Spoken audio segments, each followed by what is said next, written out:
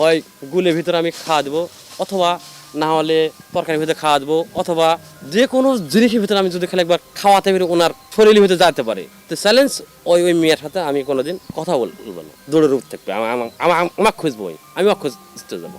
10 বছরে 21 বিয়ে, কোনো জাদুমন্ত্র বা তাবিজ কবজে নয়।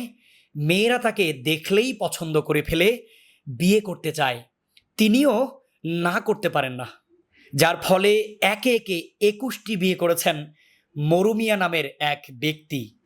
মাত্র 10 বছরের ব্যবধানে 21টি বিয়ে করে এলাকায় হইচই ফেলে দিয়েছেন নওগাঁর এই যুবক। 25 বছর বয়স থেকে শুরু করেন তার এই বিয়ের যাত্রা। প্রতিটি বিয়ের আগেই ভালোবাসার সম্পর্ক গড়ে তোলেন, মোবাইলের মাধ্যমে প্রেমের সম্পর্ক।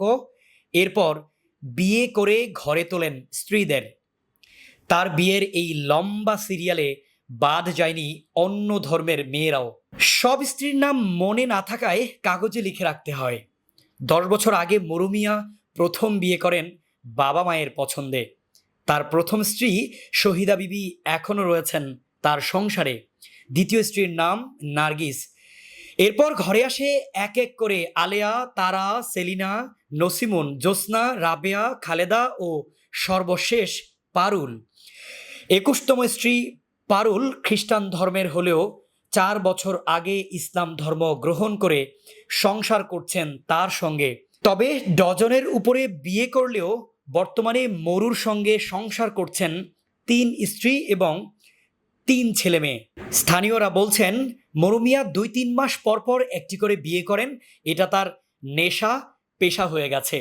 আলোচিত এই মরুমিয়া নওগাঁ জেলার মান্দা উপজেলার কালিকাপুর ইউনিয়নের চককালিকাপুর গ্রামের মৃত পিয়ার আলী দুখু মিয়ার ছেলে।